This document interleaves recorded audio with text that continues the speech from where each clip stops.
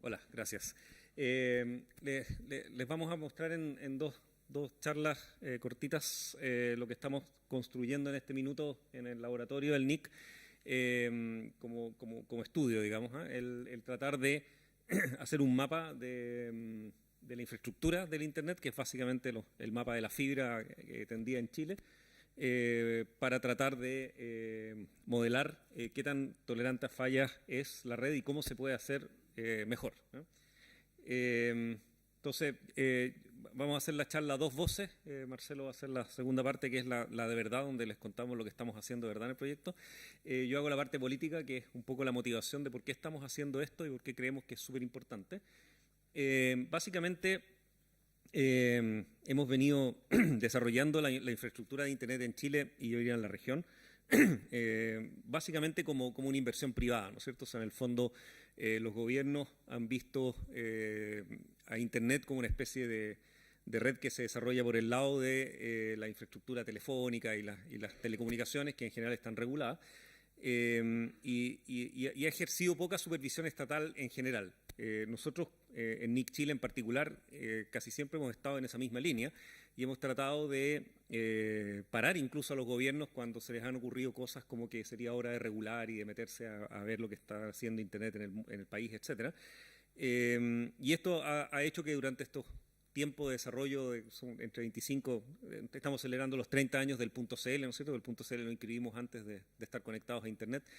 Así que son más o menos 25 años de conexión real a Internet en Chile. Y básicamente ha estado en manos de las universidades y, por supuesto, los proveedores de Internet privado, que han sido el motor de todo este desarrollo. Y el Estado ha sido un gran promotor, pero en general más bien como un financista. De hecho, la primera conexión de Internet de las universidades fue financiada por el Estado. Muchos de estos proyectos liderados por el Estado nos transformaron en líderes en un montón de áreas, ¿no es cierto?, y números de penetración y de servicios, etcétera, en los años 90. Sin embargo, la infraestructura física sobre la cual Internet funciona, ¿no es cierto?, que es básicamente la fibra óptica tendida a lo largo del país, ha sido diseñada, tendida y construida por los privados, y de hecho hay poca información sobre ello. Los privados tienden a considerar que la información de su topología, su ancho de banda y sus fibras es bastante sensible y por lo tanto no la entregan fácilmente y no está publicada en ninguna parte.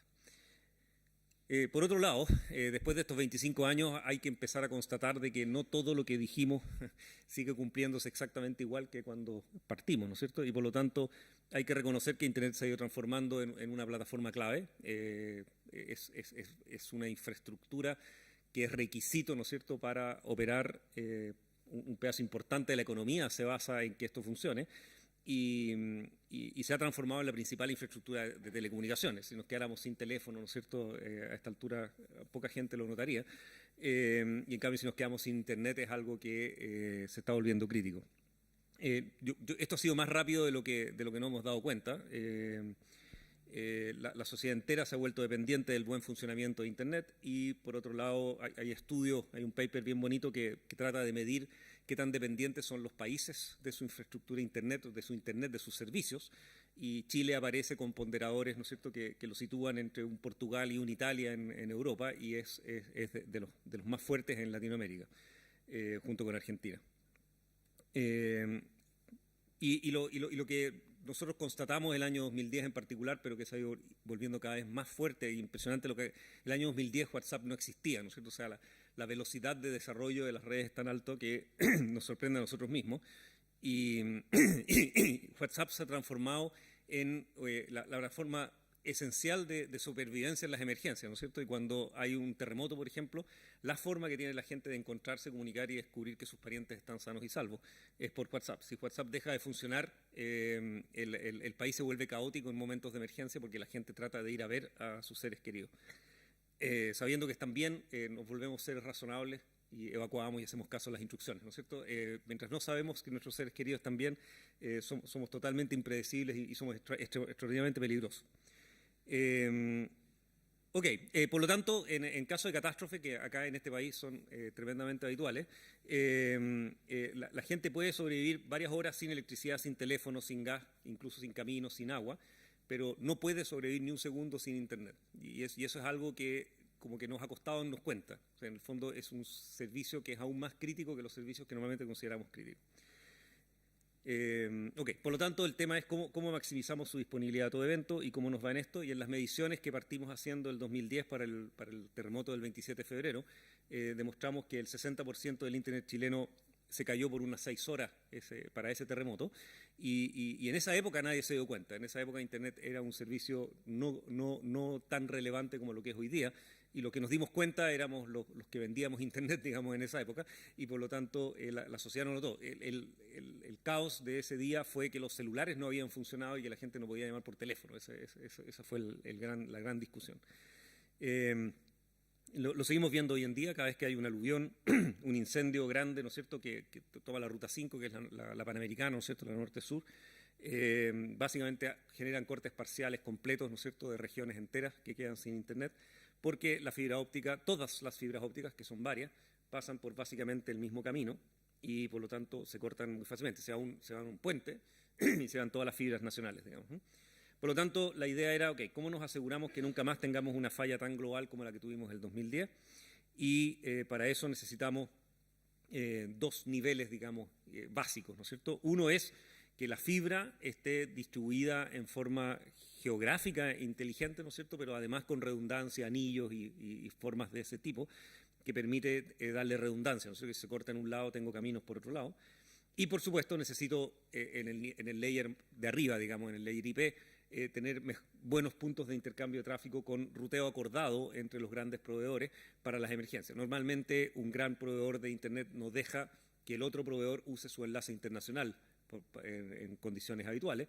La idea es que en caso de una emergencia eso se autorice, de modo de que si al otro se le cayó su enlace internacional pueda rutear en emergencia, ¿no es cierto?, por su competidor. Esos acuerdos en Chile existen entre los grandes proveedores en forma voluntaria, digamos, ¿no es cierto? Mi impresión es que no debiéramos ser dependientes de que esos acuerdos existan solo porque a ellos se les ocurrió y que si de repente entran en una batalla comercial y deciden terminar con esos acuerdos, el país no quede rehén, digamos, de esa situación. Por lo tanto, en este estudio lo que vamos a buscar es más bien mapear la fibra óptica. No hay un buen mapa nacional que diga por estos lugares van las fibras ópticas. Tenemos sospechas y hay borradores de ello, digamos, en distintas partes, pero nunca ha habido un levantamiento oficial de esto. Es información que no se le entrega al regulador, que el gobierno no la tiene, y por lo tanto de hecho hemos estado durante como 2 años, Marcelo es la víctima principal de eso, recorriendo Chile, levantando por dónde ve fibra, él les va a contar esa aventura, a la cual apenas sobrevivió. Una vez que dibujamos el mapa, digamos que georreferenciado, ¿no es cierto?, por dónde van las fibras en Chile, las troncales, digamos, porque obviamente dentro de Santiago es imposible saber. La idea es que teniendo ese mapa podamos generar métricas que digan, qué tan bueno o malo es este grafo. Nuestra teoría instantánea es que va a ser malo. Eso lo demuestra simplemente el hecho de estos cortes sistemáticos, que cada vez que hay una catástrofe se corta la conexión, por lo tanto no hay la redundancia suficiente. Pero sobre todo lo interesante es decir, ¿dónde podemos agregar un poquito de redundancia a precio razonable, generando mayor impacto, o sea, mejorando la métrica de tolerancia a falla? Aunque el proyecto es interesante para toda la región probablemente y probablemente para todo el planeta, para Chile es aún más interesante porque la forma del país no nos ayuda. Nosotros tenemos forma de troncal, decía alguien alguna vez, por lo tanto no se da la redundancia en forma natural. Si uno piensa en Francia, por ejemplo, o en Estados Unidos, que son países de formas más razonables que las nuestras, si uno deja que la fibra óptica se tire sola, más o menos va a ser redundante por definición. En Chile como que es no redundante por definición, ¿no es cierto? O sea, no tiene ningún interés tirar fibras lejos del único camino que va de norte a sur y con un país que tiene un ancho de tipo 100, 200 kilómetros.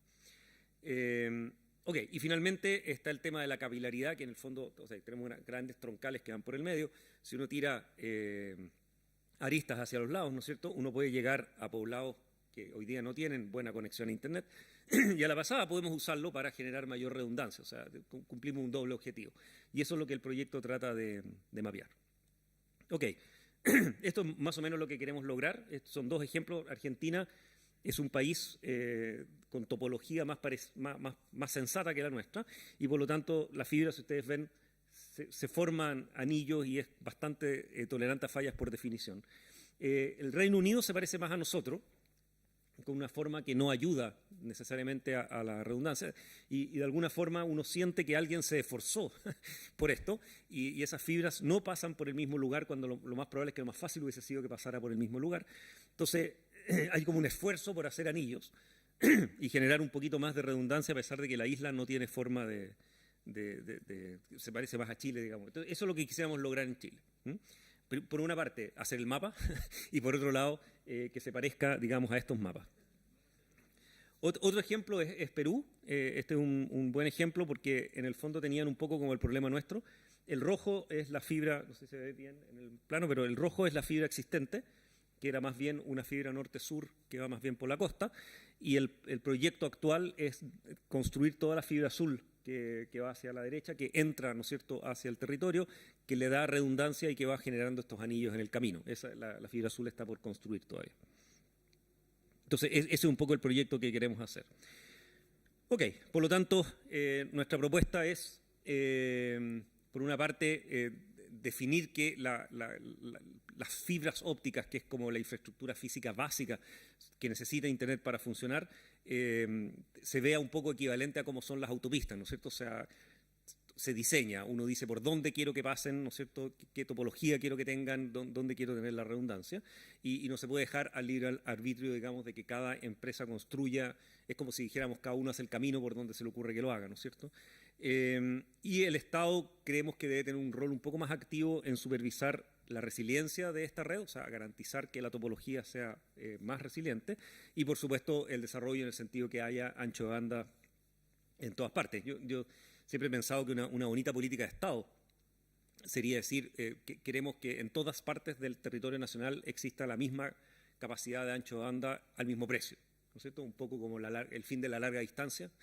Este sería como el fin de la larga distancia en Internet, ¿no es cierto? Que el hecho que en regiones tengo mucho peor ancho de banda y mucho más caro. Eso a la pasada permitiría que nuestros millennials se puedan instalar al campo y nos dejen tranquilos acá en la ciudad. Ok. Y por supuesto, creemos que la fibra óptica nos ha demostrado, en esto nos podemos equivocar como siempre, pero nos ha demostrado ser una tecnología extraordinariamente resiliente al tiempo, y por lo tanto tender fibra y diseñar por dónde va esa fibra nos permite hacer apuestas a 20 años, ¿no es cierto?, cosas de ese estilo, que en otras tecnologías es muy difícil. Cuando pongo una antena y decido que voy a usar 3G, 4G, 5G, cualquier cosa que se les ocurra, no tengo idea cuánto va a durar eso, y en general no dura mucho, pero la fibra óptica finalmente es la base para todas esas tecnologías, y por lo tanto esa sí parece tener sentido en este esquema. Y por lo tanto nuestra propuesta es que debiéramos estudiar si no debiéramos generar algún tipo de legislación, regulación o más presencia del Estado en definir por dónde van esas fibras, tener el mapa de esa fibra y estar calculando, por supuesto, una buena métrica que nos permita ir definiendo, ok, dónde nos conviene poner más fibra, ¿no es cierto?, para distribución del ancho banda y al mismo tiempo resiliencia para la red. Y por supuesto, las precauciones, estos son los cabits, ¿no es cierto?, de las cosas que hay que tener cuidado cuando hacemos este camino. Siempre hay que estar sabiendo que nunca sabemos qué es lo que Internet va a hacer en el futuro. Nos ha sorprendido ya varias veces y siempre nos hemos equivocado en las predicciones de qué va a hacer el Internet del futuro. Los usuarios nos sorprenden, los innovadores están todo el tiempo creando cosas raras, ¿no es cierto? Y de repente el Internet of Things y esas cosas no van a ocurrir como estamos pensando que van a ocurrir, va a pasar cualquier otra cosa. Y por lo tanto tenemos que estar preparados, y eso hace que hay que tener mucho cuidado con el tipo de leyes, regulaciones y limitaciones que uno pone a estas cosas, porque uno está pensando en un esquema que puede no ser lo que va a ocurrir. Por lo tanto, tenemos que dejar una flexibilidad enorme para que el sistema funcione sin modelar cómo lo vamos a usar, ¿no es cierto? Es como la vieja idea de que en la casa consumíamos Internet y por lo tanto el ancho banda de bajada tenía que ser mayor que el de subida. Fue obviamente una estupidez, si ustedes quieren, porque ese era el modelo de los años 90, ¿no es cierto? Y no es lo que hoy día está haciendo la gente en sus casas. Ok, a cambio de eso, la fibra óptica parece ser una buena apuesta, parece ser una tecnología que ha sobrevivido y parece que va a seguir sobreviviendo por mucho tiempo. Sin embargo, tenemos que mantener una cierta flexibilidad para... es muy fácil frenar el desarrollo de las tecnologías regulándolas en vez de ayudar, que es lo que uno trata de hacer. Marcelo les va a contar el verdadero proyecto, que es nuestro proyecto Yafun. Bienvenido, Marcelo. Gracias, profesor.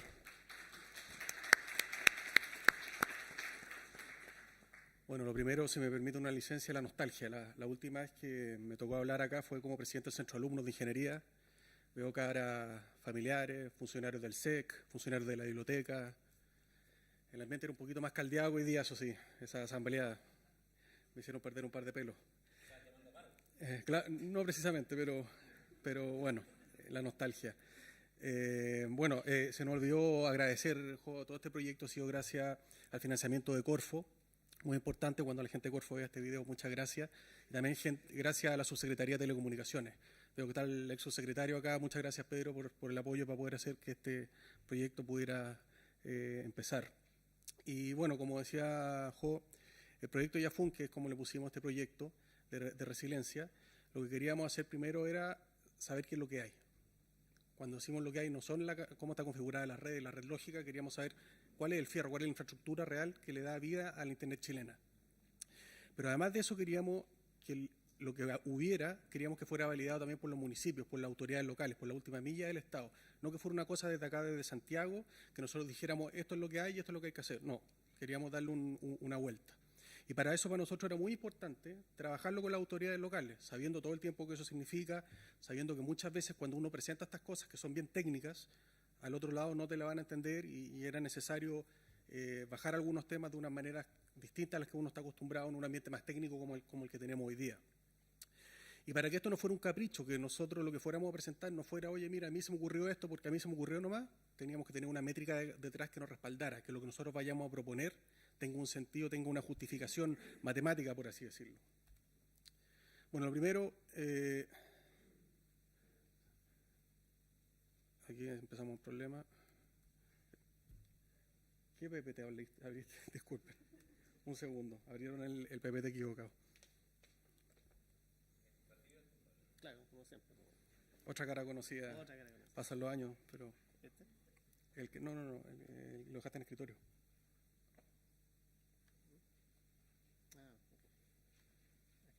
Ahí está, esa. Está con la continuidad del juego. Le había pensado. Bueno, siempre hay una primera vez, dicen.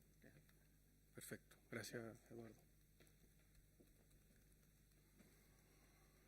Ahora sí. Llevamos cerca de 324 comunas. Las que están con colores son las que ya están recorridas, las que han sido documentadas. Me falta el Norte Grande, la región de Tarapacá, la región de Antofagasta y una parte de la región de Aysén. Ahora, la gran cantidad del tiempo en el centro del país, donde ustedes pueden ver que están las comunas, la mayor cantidad de comunas obedece porque hay mayor cantidad de personas. Y bueno, el primer problema que vimos cuando empezamos a documentar, cuando ustedes van por la calle o van caminando, van manejando y ven la torre de la izquierda, ustedes saben que eso es para electricidad y que no es precisamente para enchufarlo a su casa. Ustedes saben que si su casa ustedes la conectan a eso, la casa se va a quemar, lo más probable. Sin embargo, cuando ustedes ven el de la derecha, ustedes saben que eso sí es para distribución energética de electricidad a sus casas. Entonces, si este proyecto hubiera sido de hacer un levantamiento de las capacidades eléctricas, sería bastante imposible que yo me confundiera si es que es transmisión eléctrica para mover electricidad entre ciudades o distribución para mover entre dos casas de electricidad. Sin embargo, para ciudades, para casas. Sin embargo, en fibra, yo no sé si ustedes ven alguna diferencia. La de la izquierda es una de las troncales que va por la ruta 5 entre La Serena y Santiago, el de la izquierda. Ustedes pueden ver que hay un poste que está chueco, son unos postes de madera. Esa es una de las carreteras que tenemos. Y el de la derecha es un pueblito que se llama Empedrado, en el Maule, que hay una ferretería chiquitita y esa fibra óptica es para conectar la torre de celular que tiene un enlace microondas a un par de kilómetros del centro de la ciudad. Entonces, ¿por qué les presento esto? Porque cuando nosotros empezamos a documentar esto, a hacer la ingeniería reversa para saber cuáles son los cables que hay de fibra óptica, es muy difícil cuando uno está en la ciudad distinguir si es que es un cable que va a conectar la ciudad al lado o si es que es un cable que sirve solamente para conectar una cámara de seguridad con la municipalidad o con cualquier otra institución pública y algunas veces privada. Es mucho más difícil esto que el tema eléctrico. Y después nosotros dijimos, bueno, todo esto tenemos que meterlo en alguna base de datos georreferencial que después me permita hacer cosas interesantes con el modelo, con la métrica que queremos hacer. Y para eso nosotros tenemos 3 tipos de objetos. Esto puede ser un poco técnico, pero creo que es importante hacer el punto. Tenemos puntos, tenemos líneas y tenemos polígonos. Entonces ustedes me dicen cómo este gallo va a documentar la fibra óptica, la telecomunicación en Chile con esas 3 cosas. Muy simple. Por ejemplo, en polígonos. En polígonos tenemos las regiones para definir el territorio. En polígonos tenemos las provincias, que también son la otra unidad administrativa que tiene el país. Y por último tenemos las comunas. Entonces nosotros sabemos que tenemos 15 regiones, prontamente van a ser 16, con la incorporación con la creación de la región de Ñuble. Tenemos 54 provincias, que son, cada uno tiene, cada región tiene un intendente y cada provincia tiene un gobernador. Y después tenemos las 346 comunas, si incluimos Antártica, de las cuales tenemos 345 municipios. Cada una tiene su alcalde y tiene sus concejales, que son los que nosotros también queremos incluir en esto y el levantamiento sea incluyéndolo a ellos, verificándonos la información que nosotros vemos en terreno en sus comunas. Después entonces dijimos que teníamos puntos, líneas y polígonos. Tenemos los polígonos, tenemos los puntos. Por ejemplo, el primer gráfico, el de más a la izquierda, son las caletas de pescadores que Senapesca nos entregó. Entonces saqué solamente una parte del país para hacer el punto nomás. ¿Por qué es importante? Porque, por ejemplo, después de ir a terreno ahí nos damos cuenta que muchas de estas caletas de pescadores, hay niños incluso, muchos de los cuales tienen problemas para ir regularmente a clase y hoy día están sin telecomunicaciones muchos de ellos. Entonces hay que hacer un esfuerzo por tratar de incluir a estas comunidades. Y para eso, para poder incluirlo en los trazados que eventualmente se pueden hacer, los nuevos trazados de fibra óptica, es importante saber dónde están, quiénes son. Entonces por eso para nosotros es importante esta base de datos, ir manejando dónde se mueve el país en el territorio. Los puntos azules que ven en el gráfico que está al medio son las puestas de salud rural primaria, las puestas o los CEFAM, son unidades de salud que tienen los municipios y a veces están en la mitad del desierto, digamos, se encuentran con uno. Entonces también es importante estos datos manejarlos. Tenemos en esta base de datos que hemos ido formando a lo largo de estos 2 años, tenemos dónde están los establecimientos educacionales, los liceos, las escuelas básicas. Tenemos un sinfín de cosas que dan cuenta dónde la gente se mueve en el territorio, para después nosotros poder incluir esos datos en la propuesta que vamos a hacer. Y por último, el que está a la derecha, que está de color verde, son las unidades policiales. Y esto es muy relevante, en especial hacia la cordillera, que es donde por lo general no hay mucha actividad, pero ahí están los retenes fronterizos. Entonces a ti te permite esto también abarcar todo el territorio, no solamente donde están los poblados más activos. Y con respecto a las líneas, por ejemplo, el primer gráfico que ven ustedes, no sé si se ven bien los colores desde allá, el primero es la transmisión eléctrica que hay en el norte. Esas son las torres de alta capacidad de transmisión eléctrica, muchas de las cuales hoy día tienen fibra óptica, pero que se usa para saber si se ha cortado el cable nomás, se usa para control. Entonces tiene un gran porcentaje esa capacidad de esa fibra que ya está hoy día instalada, no se está usando de una manera comercial, por así decirlo, para el internet que consumirían ustedes si vivieran en esa zona. Eso es también otro desafío, de qué manera aprovechamos toda la capacidad que hay instalada hoy día para que se pueda usar, para tener mayor capacidad, pero también para llegar a lugares que hoy día no estamos llegando con capacidad óptica. El gráfico de la derecha vienen a ser los caminos enrolados que tiene el MOP en esa parte del país. Bueno, tenemos los de todo el país, pero ¿por qué es importante esto? Porque cuando nosotros definamos qué nuevos trazados son los que necesitamos para generar los anillos que decía Jo, o para tener una internet más resiliente en cada comuna, en cada provincia, en cada región, el ideal es que ese cable también se pueda dar una mantención, porque si llego y se me ocurre me pongo a tirar cables por la cordillera que hay que llegar en helicóptero, va a ser súper complicado darle mantención. Entonces, es bueno saber dónde están los caminos para que sea fácil llegar a estos nuevos trazados de fibra. Entonces, ¿cómo lo fuimos haciendo? Vamos recorriendo todo el país, las más de 324 comunas que llevamos. Por ejemplo, esa foto se sacó desde adentro de una camioneta, se va siguiendo los trazados de fibra que se van pillando y eso se va después acá en el laboratorio. Los videos, las fotos, las notas que se toman, se traduce, como pueden ver ustedes, se va tramo por tramo, se va pintando en un mapa, en esta base de datos georreferencial. Entonces se va formando un grafo, y eso después me permite aplicar las métricas, me permite jugar con un sinfín de herramientas que tenemos para esto.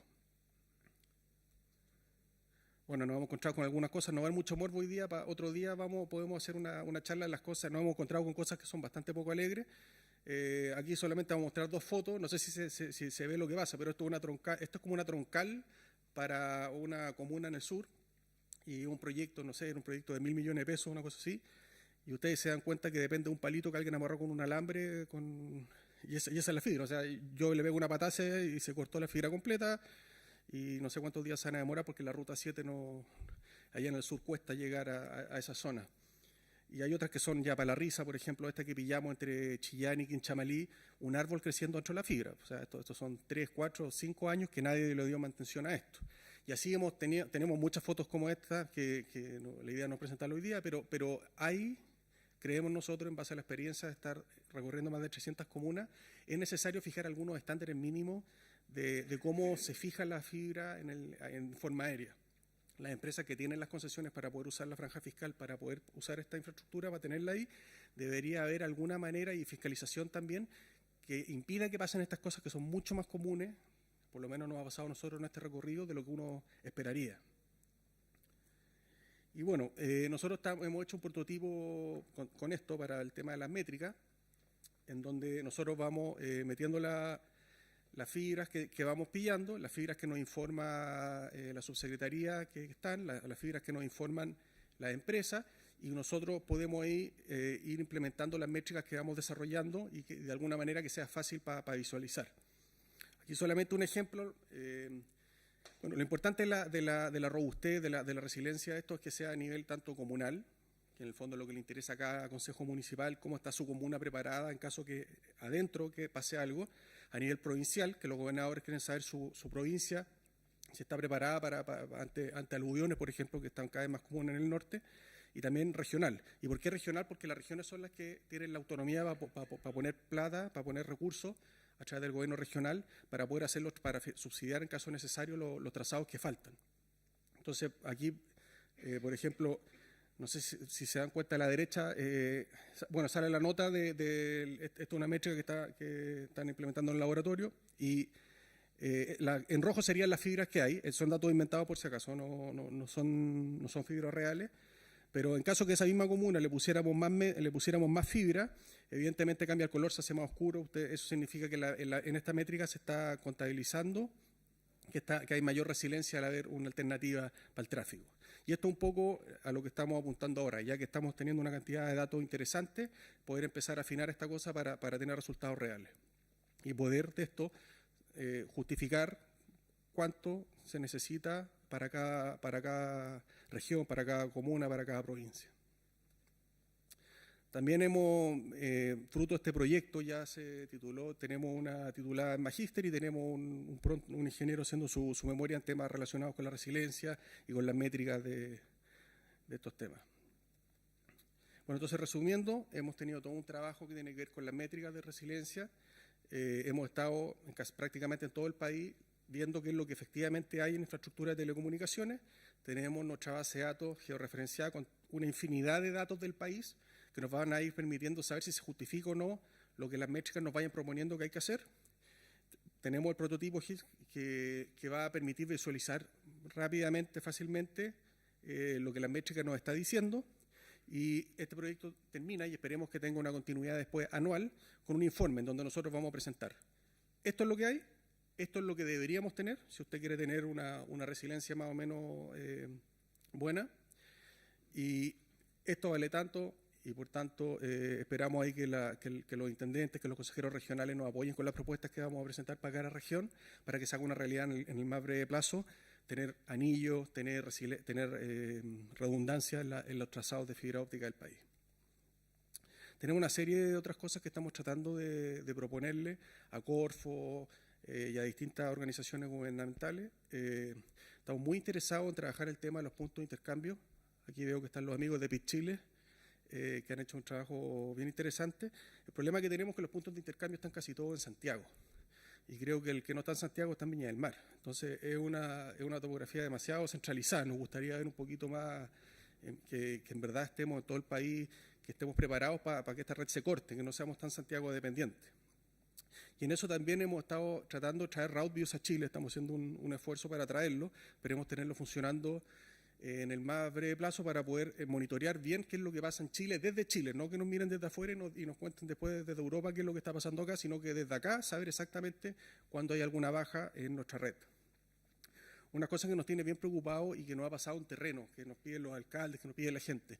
El gobierno ha hecho un esfuerzo siempre, últimamente en especial, de tener muchas zonas Wi-Fi. El problema es que a esas zonas Wi-Fi le falta fiscalización. Hay muchas de ellas que no están funcionando bien. Entonces nosotros queremos hacer algún testbed, queremos hacer alguna herramienta que permita fácilmente hacer benchmark y saber efectivamente si esas zonas están funcionando o no. Como así también tener la capacidad de medir ciertos hardware de Wi-Fi que se usa en el país para saber efectivamente cuántos usuarios concurrentes puede soportar, qué tan estable es y una serie de otros parámetros que son importantes para saber si se puede hacer política pública en Wi-Fi de manera fehaciente con la manera que la están haciendo ahora. Con el municipio de Juan Fernández tuvimos una muy buena relación, dado que tuvimos que ir para allá. Ellos, bueno, no sé si ustedes saben, pero ellos sobreviven con un enlace satelital bastante estrangulado, si me preguntan a mí. Y la única solución para ellos va a ser tener un enlace óptico desde Chile continental, pasar a Juan Fernández y tiene todo el sentido de ahí seguir a Isla de Pascua. Y estamos tratando de parar un piloto de última milla con ellos, con la municipalidad, dado que son 500 casas el total de la comuna donde está la cabecera comunal.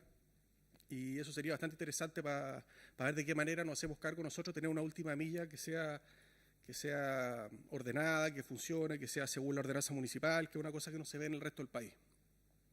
Y por eso también nos gustaría, o sea, ideal, si logramos conseguir los fondos, para hacer esto, para saber efectivamente en qué situación estamos, porque nosotros hoy día el proyecto lo estamos enfocando a cómo están conectadas las ciudades entre ellas, pero también nos gustaría saber de qué manera están todas las casas donde viven ustedes, de qué manera, cómo está la topología para llegar a ustedes, porque muchas veces es una empresa nomás que toma el riesgo y hace la inversión y llega a los barrios, y pone coaxial, pone fibra, hay varias maneras de hacerlo, pero en otros lados nadie lo hace, entonces tenemos que de alguna manera u otra ponernos de acuerdo como país para tener una política pública de qué manera vamos a tener cableado todas las casas, para que no solamente dependa de que un privado esté dispuesto a invertir ahí, ¿me entienden? Tiene que haber algo más y esa parte queremos tocarla de una manera seria, lo más académica posible.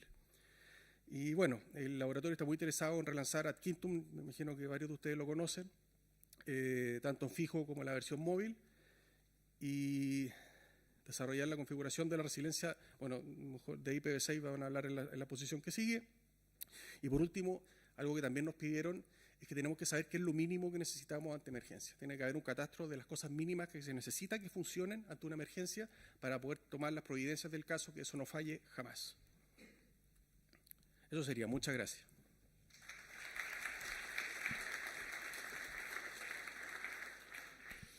Damos las gracias a Marcelo Valenzuela por esta última exposición.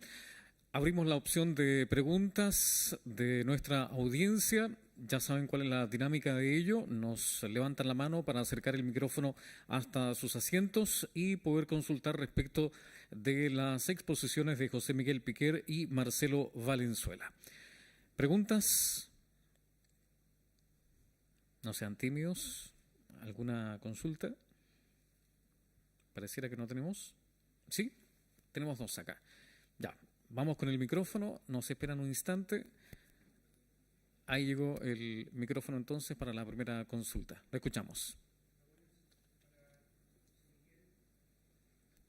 Sí, perdón, hay que abrirlo, apretar un segundo el botón de la izquierda y ya estamos. Hola, buenas. Hola, profesor José Miguel Piquer. Usted nos mostraba el mapa del cableado de Inglaterra, ¿cierto?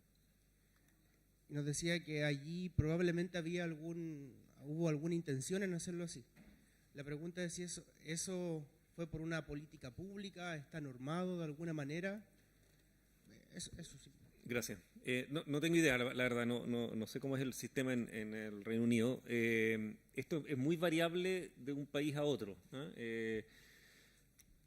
Con países que he trabajado y que conozco un poco mejor el caso, por ejemplo en Corea del Sur, todo el proyecto de fibra óptica fue diseñado centralmente hace más de 20 años atrás, ¿no es cierto? Y la topología y la capacidad de las fibras y todo fue diseñado centralmente, construido por privados, y concesionados, digamos, en la operación y tráfico después abrigados también.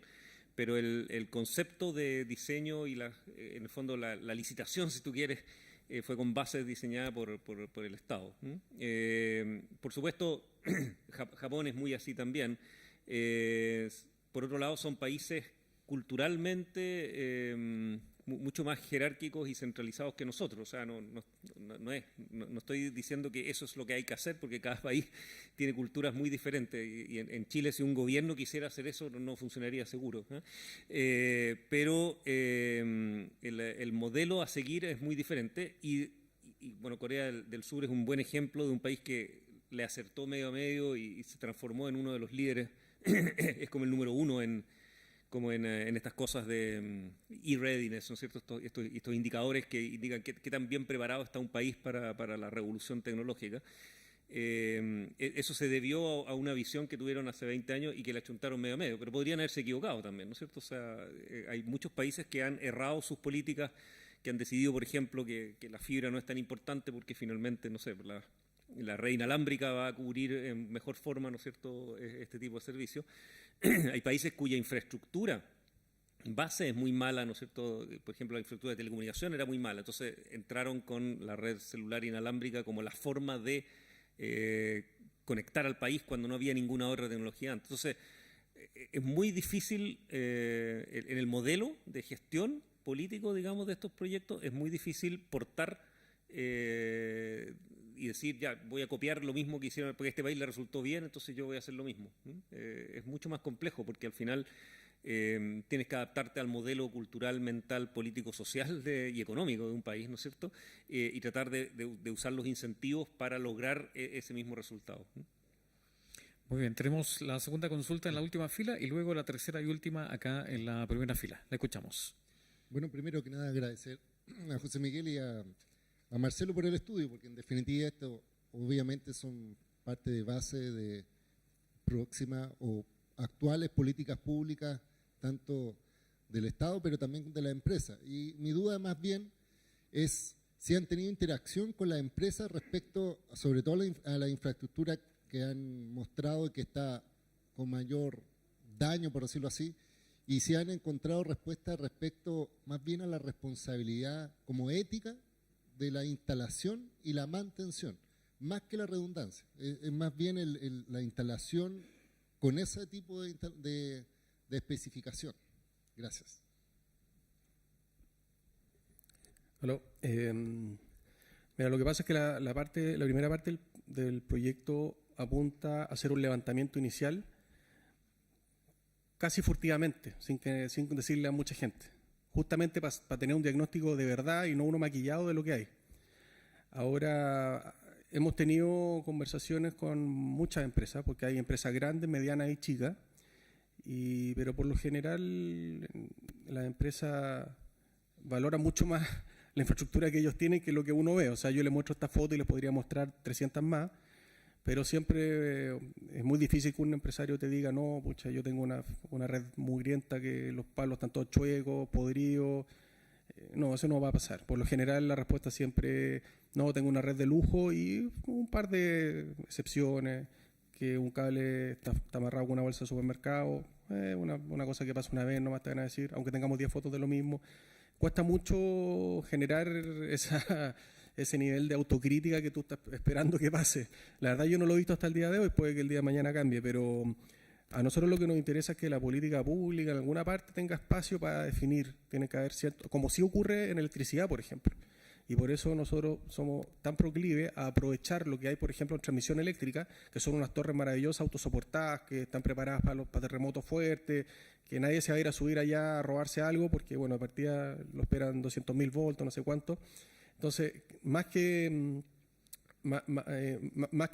rezar a que ellos cambien la actitud, lo que queremos es forzar, vía una política pública a futuro, que haya una mantención mínima que nos asegure que no tengamos bajas de suministro de datos en ninguna parte del territorio, porque aquí también lo sabemos, aquí estuvimos sin electricidad por el tema de la nevazón y estuvimos todos preocupados de eso, pero resulta que eso ocurre, y yo lo digo como que yo llevo viviendo 7 años en la zona del terremoto hasta antes de este proyecto, Y para nosotros todos los años teníamos 2 o 3 semanas sin suministro eléctrico.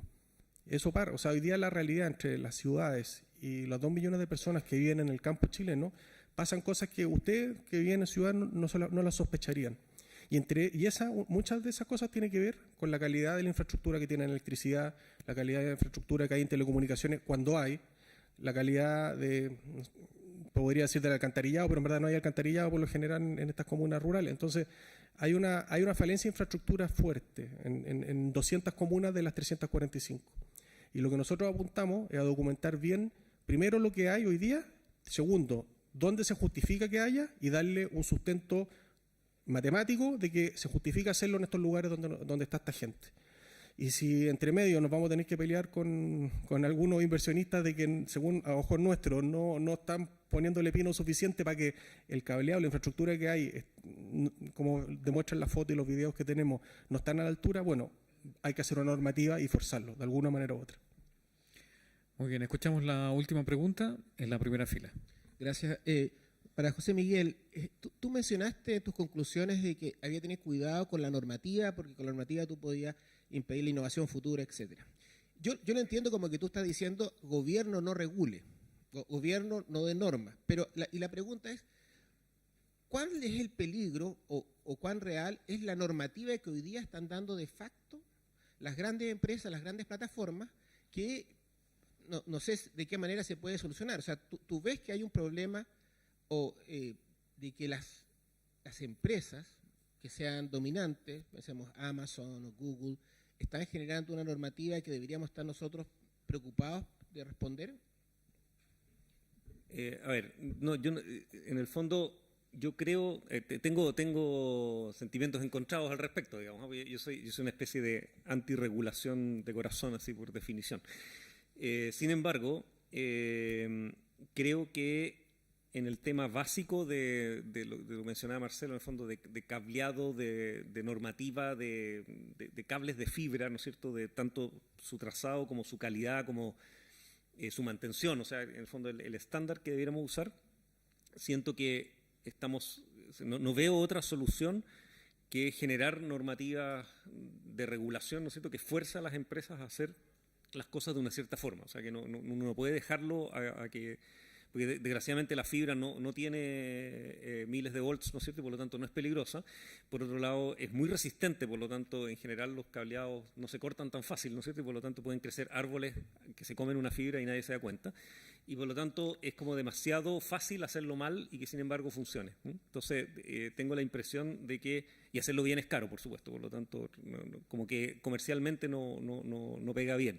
Entonces, yo tengo la impresión de que hay que regular esa parte. Y lo que me preocupa en general es que cuando uno abre la puerta y dice al gobierno, oye, conversemos cómo podríamos escribir una regulación de la infraestructura de fibra óptica de Internet, es que alguien al otro lado se va a entusiasmar, ¿no es cierto?, y va a decir, ya, pero ¿y por qué no regulamos también los contenidos y la ciberseguridad y aprovechamos de espiar los paquetes IP que circulan por la red por razones de seguridad nacional? En fin, o sea, es muy difícil fijar los límites, ¿no es cierto?, cuando uno abre esas puertas, y eso hace que en general la comunidad de Internet mundial es bastante reacia a que estas cosas ocurran.